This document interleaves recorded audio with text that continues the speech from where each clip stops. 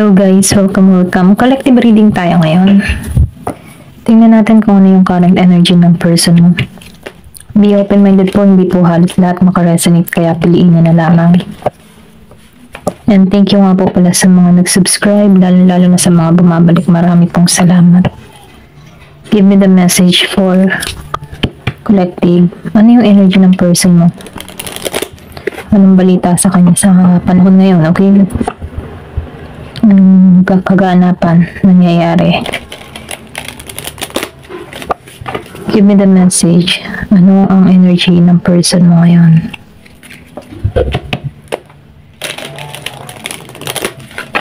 Give me the message. Ano yung energy ng person mo?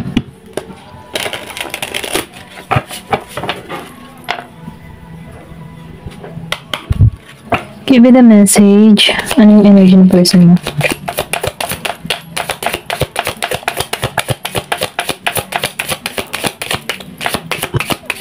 Excuse me po.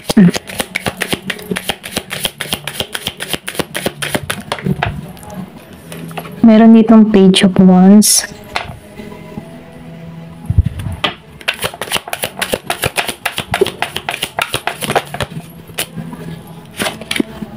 Ace of Wands upright.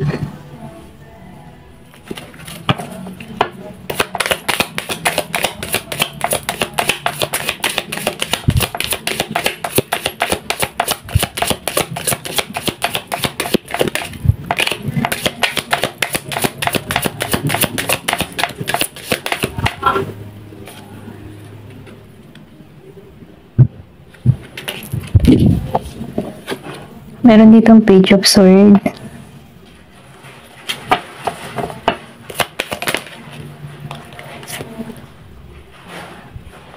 The Emperor reverse. Knight of Sword.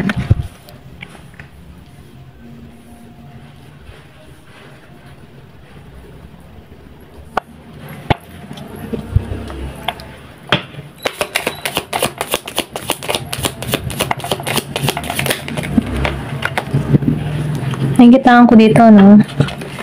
Meron kang person dito na mahilig magdebate. Hindi ito napayag or hindi ito nagpapatalo. Ito lang yung nafe-feel ko. Meron ditong 8 of Wands upright, 3 of Coins upright.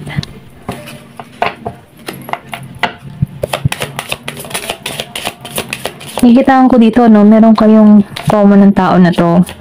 For example,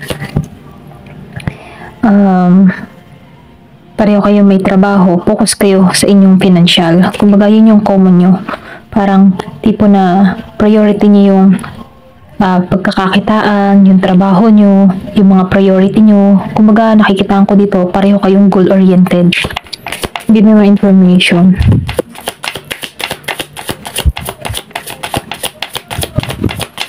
Nafe-feel ko din dito, no, na meron dito magmimensahe sa'yo. Dito sa 8 of Wands. Pwede bigla tong mag-message sa'yo na hindi mo inaasahan. Okay? 4 of Coins upright.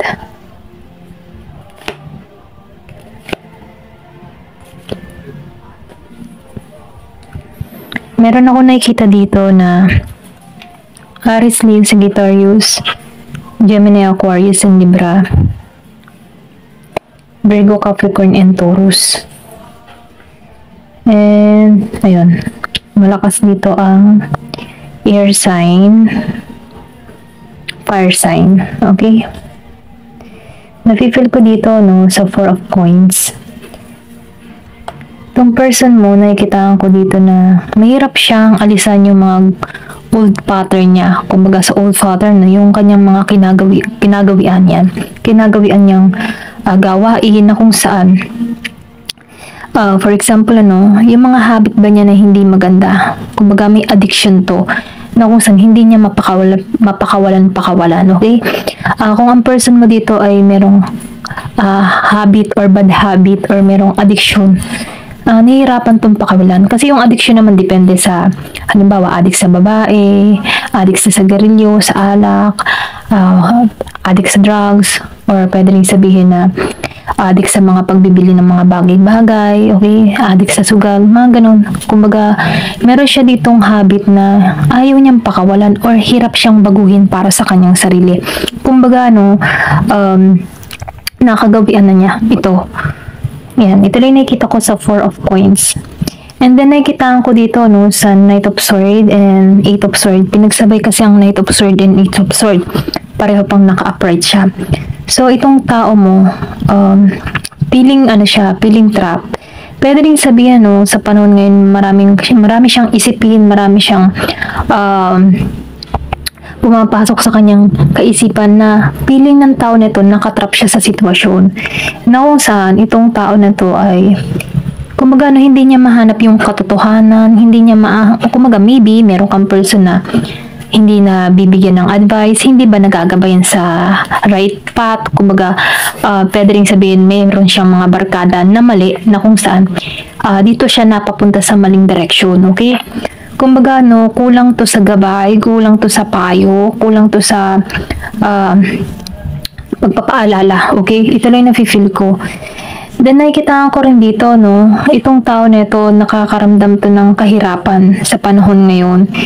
Yung bang tipo na hindi niya alam kung paano to aalisan, tatakasan, or pwede rin sabihin na stuck nga siya dito sa 8 of Swords. And then nakikita ko rin dito na madalas tong tension. Pwede rin sabihin tension siya kasi alam niya sa sarili niya na wala na siyang babalikan sa'yo, or pwede rin sabihin tension tong tao neto kasi hindi niya alam kung paano papasok mo sa buhay mo dito sa Nine of Swords. Kumbaga nafe-feel ko dito na may pagka-depress or na nag-iisip to. And then nakikita ko rin dito na itong tao neto madalas tong hindi makatulog, okay? Hindi po halos lahat makaka-resonate. Ito lang po yung nakikita ko. And then dito sinabayan pa ng Page of Wands reverse. Nakikita ko rin dito meron kang person dito na hindi siya patient. Kumbaga gusto niya kapag meron siyang ginusto ay agad-agad na gusto niya makukuha agad. Kumbaga halimbawa, for example, meron siyang mga gustong gawin or may mga plano siya. Gustong-gusto niya, gagawa siya, a-action agad. Kumbaga, hindi niya muna pinagpaplanuhan or pinag-iisipan yung mga desisyon na ginagawa niya. Gusto niya, ara-arada, gagawa agad. Ganun yung energy ng person mo. And then, nakikita ko rin dito, dito sa Ace of Wands. Nafe-feel ko dito, yung iba naman sa inyo, kung meron kang person dito na Aries, Leo, Sagittarius, nakikita ko dito na meron na tong tinatahak dito na new direction. Kumbaga, binibigyan to ng kaisipan or binibigyan to ng pananaw, panibagong pananaw na kung saan may pag-asa. Kumbaga dito, pwede rin sabihin ngayon to niya nararamdaman yung depression, pero pinaiisip sa tao nito na kailangan ng pagbabago, kailangan ng panibagong direction kasi kapag siya nakakulong sa ganitong sistema, siya lang din yung naapektuhan. Kumbaga, binibigyan to ng kaisipan, talino, na kailangan na nitong alisan to o tanggalan to, okay? Kumbaga, magkaroon siya ng panibagong idea, ayan, inspirasyon, para tumahak siya. Kumbaga, hanapin niya muli yung sarili niya, hanapin niya muli yung new direction na kung saan may pag-asa. Ito yung minumukahay dito sa Ace of Wands. Kasi nakikita ko rin dito sa Page of Swords, maalisan niya to kung ano man yung depression, addiction, o kung ano man yung mga alalahanin niya. Diyan siya kasi matututo sa mga experience na yan. Yung mga, yan yung moment na kailangan niyang, kumbaga may calling dito na ginigising to, na kailangan ng pagbabago, okay? Kasi nakikita ko rin dito sa Page of Swords, ikaw, curious ka din kung anong nagaganap sa person mo. Kahit ba wala kayong communication, kahit hindi mo natanggap tong tao na to, nakikurious ka pa rin kung anong nagaganap sa tao na to. Okay? Kumbaga, nafe-feel ko dito na may panahon na gusto mong kausapin tong tao na to. Hindi halos lahat ha. Meron panahon na gusto mo siyang kausapin, meron din panahon na ayaw mo. Okay? Kumbaga, nagiging ka din mautak dito, nagiging kang matalino. Kumbaga, pinag-iisipan mong maigi kung ano yung gagawin mo. Pero ngayon, nakikita ko dito na mas ginagamit mo yung talino mo. Okay? Wala kang moves na ginagawa sa person mo. Nagiging ka lang matalino, curious ka lang sa kanya. Okay? And then dito sa The Emperor Reverse, napipil ko dito na masyado niyang inabuso yung kanyang lakas. Kumbaga, napipil ko dito na ito meron kang person dito na hindi flexible kumbaga sarili lang niya yung kanyang iniisip, kumbaga hindi niya alam kung paano aayusin yung problema. Once na may dumarating na problema, tinatalikuran ka na. Okay, kung maybe nagsasama kayo dito, once na may problema kayo sa ayusin or mag-usap kayo, tinatalikuran ka niya. Kumbaga na yung way ng tao na to iba. Kumbaga ayaw niyang humanap o ayaw niyang makinig sa mga paliwanag mo, sa opinion mo, kasi meron din siyang sariling opinion dito. Ito lang nakikita ko.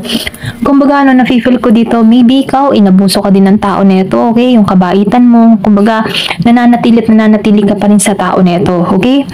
Pero nakikita ko din dito, meron tong tao na personal issue, meron siyang yung bagang walang problema sa'yo, meron siyang sariling issue na kung saan kailangan niya tong i-heal sa sitwasyon niya na kanyang kinakaharap dito sa The Emperor. Kasi nakikita ko dito na meron tong problema. Pwede rin sabihin wala kang idea sa tao neto, pwede rin sabihin meron din tong dinaramdam or meron tong mga problema na sinasarili niya na lamang, kaya hindi niya alam kung paano ang way na gagawin. Kaya may pagka-rebelde to. Kumbaga may pagka-rebelde tong person mo. Ito lang yung nakikita ko. And then dito sa Knight of Swords, napipil ko dito yung Year of the Horse. Nakikita ko dito, meron kang person dito na, yun nga, sinabi ko kanina, opinion. Kumbaga, sa debate, kapag kayo nag-uusap or nagdidebate kayong dalawa, hindi to papayag, hindi to nagpapatalo. Kasi meron din tong sariling opinion, okay? Kumbaga, napaka-impulsive ng tao nito, pabigla-bigla sa kanyang mga sinasabi, kung nakakasakit ba yung kanyang mga sinasabi. Kumbaga, bato lang ng bato ng mga salita sa'yo, na hindi niya pinag-iisipan kung nakakasakit ito. Ito lang yung nakikita ko dito, sa Knight of Swords. And then dito, sa Eight of Wands, nakikita ko dito yung communication. Pwedeng magpadala to ng letter or pwedeng kasi wala na naman letter ngayon, mag-chat itong tao na to sa'yo. Ito lang nakikita ko. And then nakikita ko rin dito, once na naalisan to ng tao na ito, merong pagbabago magaganap sa tao na to. Ito lang yung nakikita ko. And then nakikita ko rin dito, meron ditong sulat merong parating. Kumbaga, nafe-feel ko dito yung collaboration or pwede rin sabihin pakikipagkasundo ng tao neto. Pwede rin sabihin yung person mo ngayon nasa moment na nagkakaroon to ng pagninilay-nilay, or pwede rin sabihin na andito siya sa moment na nag-iisa, natitension, nadidepress, or nag-iisip hindi makatulog. Dahil ito yung moment na kino-calling to. Kumbaga, tinatawag to, kumbaga calling to sa kanya sa pagbabago. Okay? Kasi minsan yung mga nararanasan natin mga kabiguan, calling yan sa atin na kailangan na ng pagbabago, alisan na yung mga dapat alisan, okay? Pwede rin sabihin na meron na dapat tayong ayusin, calling to para lumago siya, mag-grow siya bilang isang individual na tao, okay? Para malaman niya kung ano yung mga pagkakamali niya or kung ano yung mga nagawa niyang masama sa'yo, Kumbaga, dito siya sa moment na tinatawag to, okay? And then dito, sa Three of Coins, napipil ko dito na pareho naman kayo ng interest, pareho kayo ng gusto na maganap or mangyari. Pwede rin sabihin, meron kayong similarity sa halimbawa sa trabaho, kung mahilig ka sa pagtatrabaho, ganun din tong person mo. Kumbaga, mahilig kang kumita ng pera, ganun din siya. Ito lang yung napipil ko. Kumbaga, magkakasundo kayo, lalo-lalo na once na sa pagkakakitaan or pwede rin sabihin sa business, okay? Meron kayong parehong similar doon. Ito lang yung nakita ko. Kailangan nga lamang ay trabahuhin at mag-effort. Kumbaga, kung gusto niyo talagang maging maayos yung connection nyo, kailangan lang dito ay effort, pag-uusap, makinig sa panig ng bawat isa, ayun. Para na sa ganun magkaroon ng harmony ang relasyon. Pero nakikita ko dito kasi na meron ditong pagtatalo na hindi kayo nagkaunawaan. Kumbaga, may opinion ka, may opinion din person mo, hindi siya tumatanggap ng kanyang pagkakamali, okay? So, or pwede rin sabihin, ikaw hindi ka rin tumatanggap. Depende vice versa. Kumbaga, yung pagsasama kasi nasa pag-uusap, nasa tamang pag-uusap, para na sa ganun, magkaroon ng harmony, okay? And then dito, sa judgment, napipil ko dito, di ba yung sinabi ko kanina, ginigising. May paggising nga dito sa tao na to. Kumbaga, Nakikita ko din dito na may paghingi ng tawad, or pwede rin sabihin na once na itong tao nito naranasan niya na feeling alone siya, doon niya marirealize yung mga pagkakamali niya. Doon niya may isip yung makakaramdam to ng takot na nawawala ka na ng lubusan. Kumbaga, dito yung calling sa tao nito at doon to hihingi ng tawad sa'yo. Ito lang yung nakikita ko. Kasi nakikita ko dito yung balanse na parating sa buhay mo. Okay? Ayan. Tingnan pa natin dito sa healing card. Yan. Kabibili ko lang to kahapon eh. Dumating. Ayan. Titingnan natin dito kung ano yung kanya ng, kasi ito healing yourself card. Ayan. Tingnan natin kung ano yung mensahe sa'yo.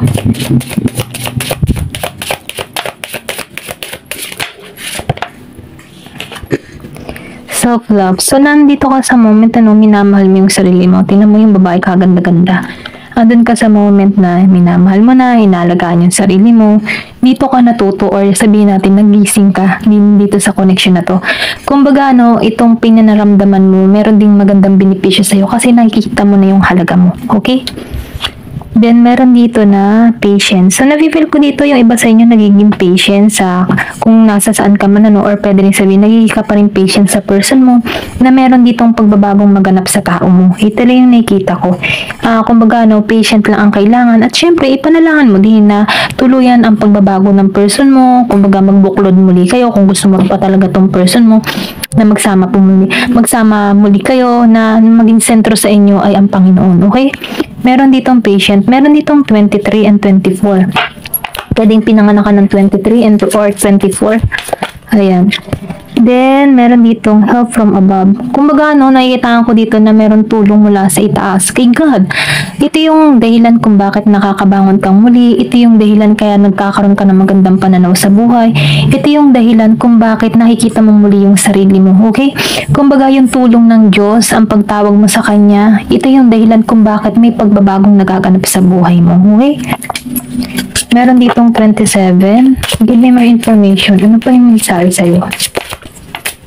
Nakikita ko rin dito, yung iba sa inyo mahilig sa music. Isa rin siyang tulong para yung baga nakakahiling ka ng lubusan. Humihilom yung sugat ng nakaraan. Malaking tulong din yung music na pinapanood mo. Pinapakinggan mo. Ayan, pasensya na.